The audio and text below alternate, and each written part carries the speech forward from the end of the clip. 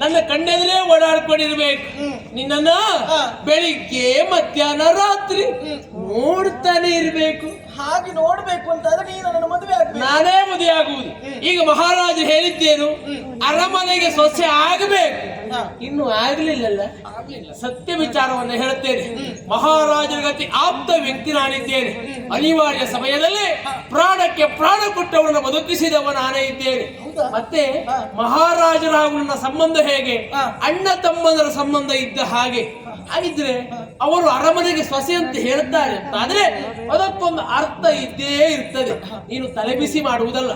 ನಾಳೆಯ ದಿವಸ ಮದುವೆ ಮಂಟಪಕ್ಕೆ ಯಾರಿಗೂ ಅನುಮಾನ ಬಾರದ ರೀತಿಯಲ್ಲಿ ಸಂತೋಷದಿಂದ ನೀನು ಬರಬೇಕು.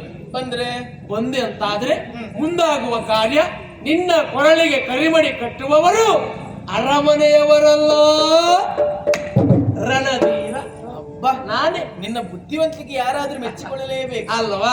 ಎಲ್ಲಿಯಾದ್ರೂ ನೀನು ಮಹಾರಾಜರನ್ನು ಈಗ ವಿರೋಧಿಸಿದ್ದೇ ಹೌದಾಗಿದ್ರೆ ಕುಪಿತಗೊಂಡಂತಹ ಮಹಾರಾಜರಿಂದ ಸೆರೆಮನೆಗೆ ಹಾಕುತ್ತಿದ್ರೆ ಏನು ಬರ್ತದೆ ಅವರಿಗೆ. ಅದೇ ನಾಳೆ ಸಾರ್ವಜನಿಕರ ಸಮ್ಮುಖದಲ್ಲಿ ನನಗೆ ಮಾಂಗಲ್ಯ ಬಂಧಿಸಿದೆ ಅಂತ ಆದ್ರೆ ಕೇಳುವ ಮಗ ಯಾರೇ ಅಲ್ವಾ? ಹಾಗಾಗಿ ನೀನು ಚಿಂತೆ ಮಾಡುವುದು ಬೇಡ. ನೀನು ಮದುವೆ ಆಗುದು ನಾನೇ ಮದುವೆ ಆಗುವುದು. ಅನುಮಾನ ಬೇಡವೇ ಬೇಡ. ನಾಳೆಯ ದಿವಸ ಅಲ್ಲಿದ್ದ ಯಾರಿಗೂ ಅನುಮಾನ ಬರಬಾರದು. ಸಂತೋಷದಿಂದ ಬರಬೇಕು. ಆಯ್ತಾ? ಸ್ವಲ್ಪ ನಗೆಯಾಡಿ ನೋಡೋಣ. ಈ ನಗೆಗಾಗಿ ನಿಂತು ಬಿದ್ದಿದ್ದೇನೆ. ಇದಲ್ಲ, ಅದು ಶೃಂಗಾರ.